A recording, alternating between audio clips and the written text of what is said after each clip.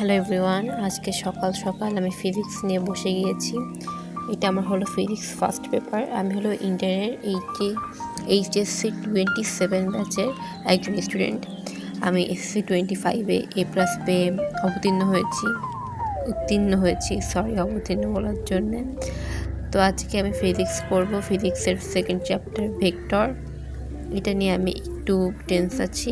তো hello everyone, আমি যেটা বলতেছিলাম যে আমি বেশিক্ষণ ধরে কিন্তু পড়তে পারি না। আমি পড়তে পারি মিনিমাম 50 মিনিট একদম টানা ফোকাস করতে পারি, তারপর আমার 10 মিনিট ব্রেক লাগেই।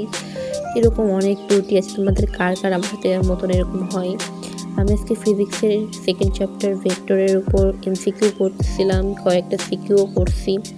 আমার কাছে মোটামুটি খারাপ লাগে নাই চ্যাপ্টারটা, আবার অনেক মোটামুটি ভালোও লাগে নাই। একটু প্যাচ আসছে চ্যাপ্টারটাই, অত সোজা না চ্যাপ্টার, আমার কাছে এরকম মনে হয়েছে। আমি ফিজিক্সের ফ্যানই না বলতে গেলে।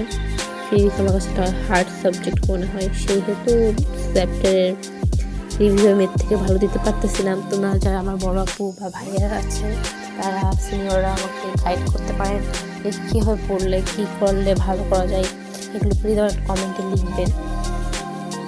তাছাড়া আমার সিনিয়র আছে, তাদের কাছে কী বলবো, তোমরা আমাকে দেখে কী করবা, কিছুই করবা হয়তো, আই ডোন্ট নো। এই তো আমার ছোট্ট লাইফের খানিকটা জিনিস তোমার সাথে আমি শেয়ার করতেছি। এটা শেয়ার করার মজাটাই আলাদা, কি বলবো। আই অ্যাম সো হ্যাপি যে তোমরা আমার অডিয়েন্স হয়ে আছো। প্রতিদিন আজকে সকালে আমি শুধু পড়া শুরু করছি, না খেয়ে না দিয়ে ব্রেকফাস্ট মিস করে পড়তে বসে গেছিলাম। আই ডোন্ট নো, আমি পড়তে আমার মন চাই, তখন আমি সব কিছু একদম বাদ দিয়ে পড়তে চাই। এটা আমার একটা ব্যাড হ্যাবিট। পড়াশোনা অন্য কিছু বুঝতে পারি না, তো এই যে আর কি বলবো, কিছুই বলার নাই আমার। প্রতিদিন যখন পড়াশোনা দিতে আসে আমার তখন কোনো কথাই মনে পড়ে না একদম, মানে খুবই মিসে একটা অবস্থা।